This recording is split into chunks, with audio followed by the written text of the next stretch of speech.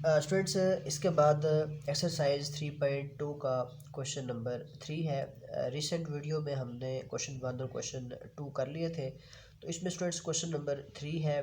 तो question number 3 में given है आपको 2x plus 5y ratio 3x plus 8y equals to 2p ratio 5q। ये आपको गिवन है और आपने प्रूव करना है 2x plus 5y ratio 2p equals to 3x plus 8y ratio 5q। जैसे पहले बात हुई थी कि सबसे पहले हमने प्रूफ के लिए जो गिवन है उसको कन्वर्ट करना है फ्रैक्शन के अंदर। तो स्टूडेंट्स प्रूफ के अंदर सबसे पहले हम गिवन को रिपीट करेंगे। तो गिवन है 2x plus 5y ratio 3x plus 8y equals to 2p ratio 5q। तो अगर हम इसको फ्रैक्शन में लिखें तो स्टूडेंट्स रेशो के बाद वाला जो है वो फ्रैक्शन में आ जाएगा। तो ये बना 2x प्लस 5y और फ्रैक्शन में हम लिखेंगे 3x प्लस 8y। इसी तरीके से राइट हैंड साइड पे 2p और 5q है, तो 5q रेशो के बाद लिखा हुआ है, उसको भी फ्रैक्शन में लिख दिया। अब स्टूडेंट्स यहाँ पर भी एक थ्योरम यूज़ हो रहा है, तो थ्योरम बी साथ डिस्कस हो जाएगा। तो थ्योरम क्या है, अगर गिवन हो a ratio b equals to c ratio d, तो इसको भी फ्रैक्शन में लिखा जा सकता है। रेशो की फॉर्म में हो या फ्रैक्शन की फॉर्म में हो तो दोनों का एक ही मतलब है। अब स्टूडेंट्स यहाँ पर थ्योरम यूज़ हो रहा है अल्टरनेटो थ्योरम। इससे पहले हमने लास्ट वीडियो के अंदर दो थ्योरम डिस्कस किए थे। एक था कंपोनेंडो डिवाइडेंडो थ्योरम और दूसरा था इन्वर्टेंडो थ्योरम। तो इसमें आ गया अल्टरनेटो। तो स्टूडेंट्स अल्टरनेटो थ्योरम के अंदर क्या करना होता है, इसमें दो ऑप्शंस होते हैं आपके पास। एक ये कि हम ए और डी की जगह चेंज कर सकते हैं और दूसरे नंबर पे बी और सी की। तो दोनों में से किसी एक की जो है वो वैल्यू को एक वक्त में इंटरचेंज किया जा सकता है।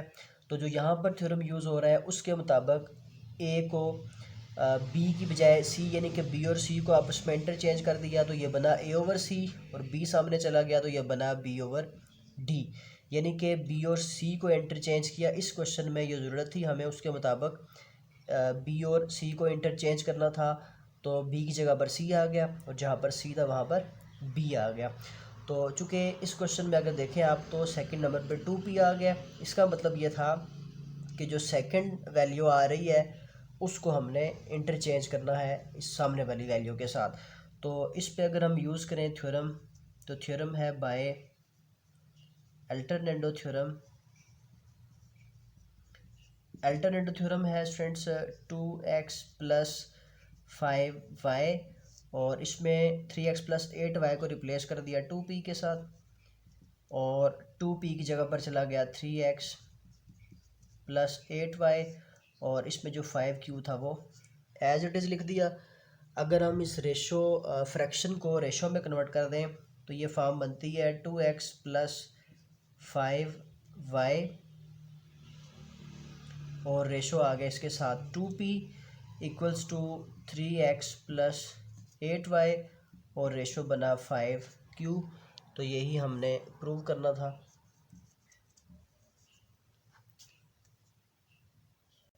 इसके बाद स्टूडेंट्स इस एक्सरसाइज का क्वेश्चन नंबर 4 है, वेरी इंपॉर्टेंट क्वेश्चन। इसके जो फर्स्ट 3 क्वेश्चंस थे वो as a short question paper में पूछे जा सकते हैं या जस्ट ऑब्जेक्टिव के तौर पर भी, लेकिन जो क्वेश्चन 4, 5 और 6 हैं ये तीनों इम्पोर्टेंट लॉन्ग क्वेश्चंस हैं। तो सबसे पहले क्वेश्चन नंबर 4 है square root of x cube plus 3 plus square root of x cube minus 3, और सिमिलरली डिवाइड में है square root of x cube plus 3 और minus square root of x cube minus 3, और राइट हैंड साइड पे है 2/3। तो इसमें भी स्टूडेंट्स हम डायरेक्टली यूज़ करेंगे। जो आखिरी 3 क्वेश्चन हैं तीनों में हमने सॉल्व करना है, यानी कि जो x है, p है या a b, इनकी वैल्यूज़ फाइंड करनी है। तो इसमें हम डायरेक्टली यूज़ करेंगे थ्योरम। थ्योरम का नाम है कंपोनेंडो एंड डिवाइडेंडो थ्योरम, जो हमने पार्ट नंबर 1 में यूज़ किया था। स्टूडेंट्स यहाँ पर एक बात का आपने ख्याल रखना है कि जो डिनोमिनेटर है वो सारे का सारा जो है वो एज आ ए उसको रखना है, और जो बी है वो सारे का सारा डिनोमिनेटर है। यानी कि यहाँ पर आप ए और बी को एलिमिनेट कर सकते हैं। यानी कि आपने ये बात याद रखनी है कि जो ए है यहाँ पर वो क्या है, आपके पास जो नोमिनेटर है वो सारे का सारा ए है, यानी कि एक्स क्यूब प्लस 3 और प्लस एक्स क्यूब और -3, ये हो गया सारे का सारा ए। और इसी तरीके से जो बी है वो बनेगा एक्स क्यूब और +3 और इसके साथ एक्स क्यूब और -3, यानी कि सारे नोमिनेटर को ए का नाम दे दिया, और जो बी है यानी कि वो डिनोमिनेटर बी के तौर पे आ गया। तो आपको पता है अगर a/b equals to c/d given हो तो इस पे जब हम थ्योरम यूज़ करते हैं फ्रैक्शन की फॉर्म में लिखने के बाद, तो ये फॉर्म बनती है a+b/a-b, और राइट हैंड साइड पे भी क्या आ जाता है फिर इसी तरीके से c+d और c-d। तो इस क्वेश्चन में a और b जो है इसका नोमिनेटर a है, डिनोमिनेटर b है, और c की जो वैल्यू है स्टूडेंट्स वो क्या है 2, और जो d है उसकी वैल्यू क्या है 3। अब आपने इसको स्केच सारे को जहन में रखते हुए ये वाली फार्म बनानी है। तो स्टूडेंट्स फार्म बनेगी, तो स्टूडेंट्स यहाँ पर ए और बी की शेप में था तो क्या लिखना था a+b/a-b। तो स्टूडेंट्स ये जो नोमिनेटर था इसको मैंने लिखा यहाँ से लेके यहाँ तक ये सारा ए हो गया।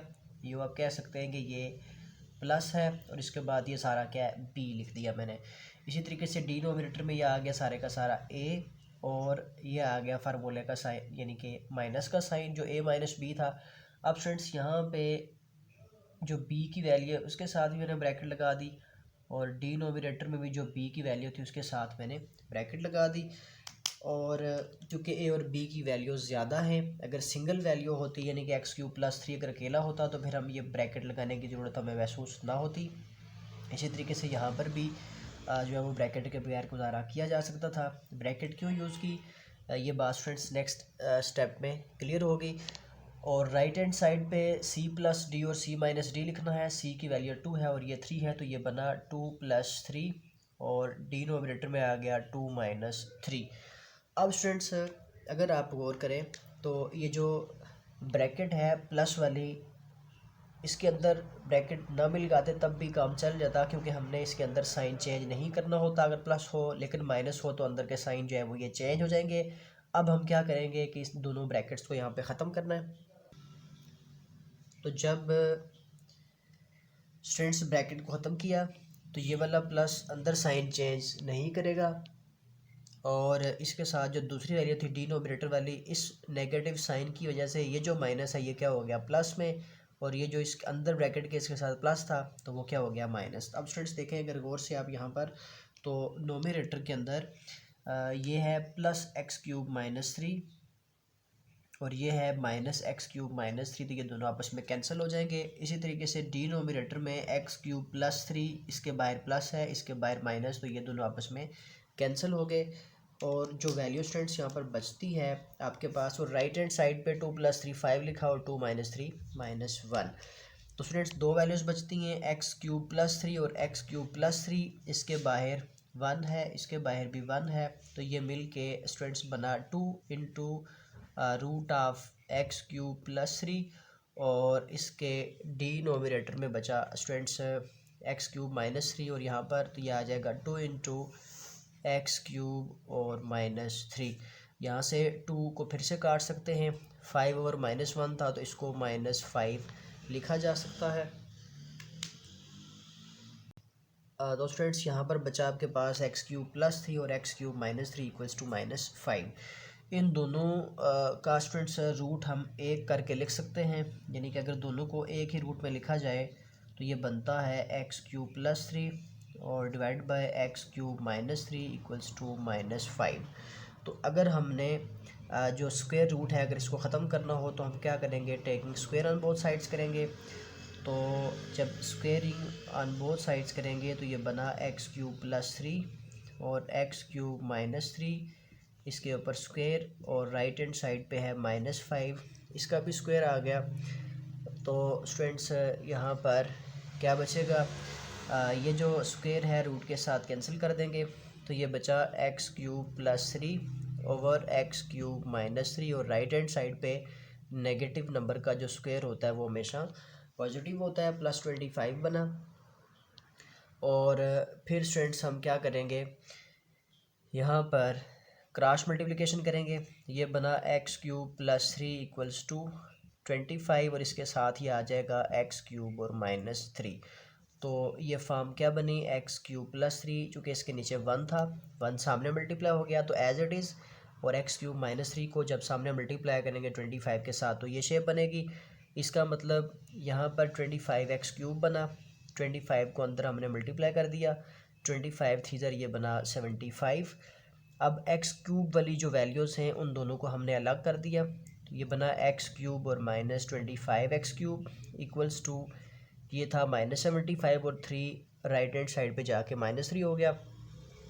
यहाँ पर स्टूडेंट्स बना 25 में से 1 माइनस कर देंगे, 25x³ = -78, क्योंकि 25 नेगेटिव साइन है और x³ के साथ पॉजिटिव साइन है, तो जब साइन डिफरेंट होते हैं तो हमें सब्ट्रैक्शन करनी होती है। हमने स्टूडेंट्स यहाँ से x को कैलकुलेट करना है, तो ये बना 78/24, और यहाँ से आ जाएगा x³ इसको हम काट सकते हैं, 6 4 ज़ा 24 और 6 13 ज़ा 78, तो x³ आपके पास बनेगा 13/4। स्टूडेंट्स यहाँ पर नेगेटिव साइन 78 के साथ भी था, 24 के साथ भी था, तो वो कैंसिल हो गया। तो चूँकि हमने x को कैलकुलेट करना है तो स्टूडेंट्स x यहाँ से आ जाएगा, बोथ साइड्स पे हमें क्या करना पड़ेगा, क्यूब रूट लेना पड़ेगा, तो इधर आ जाएगा 13/4, और x की वैल्यू जो है वो आ जाएगी √13/4। इस तरीके से हमारा जो क्वेश्चन नंबर 4 था वो अपने अख्ताम को पहुंचा। स्टूडेंट्स सबसे पहले आपने क्या करना है, क्वेश्चन में लेफ़्ट हैंड साइड और राइट दोनों पर कंपोनेंट और डिवाइड एंड थ्योरम यूज़ करना है। उसके बाद जो वैल्यूज़ कटती हैं बाकी लिखनी है, रूट दोनों के ऊपर था तो उसको 1 बनाना है। एक रूट बनाने के बाद रूट को काटने के लिए हमें स्क्वायर लेना पड़ता है। जब आप स्क्वायर लेंगे तो स्टूडेंट्स जो बाकी वैल्यू बचती है उसको क्रॉस मल्टीप्लाई करना है, वहाँ से x को एलिमिनेट करके x की वैल्यू आ जाएगी, और लास्ट में फिर हम उसका क्यूब रूट लेकर जो है वो x की वैल्यू फाइंड कर लेंगे।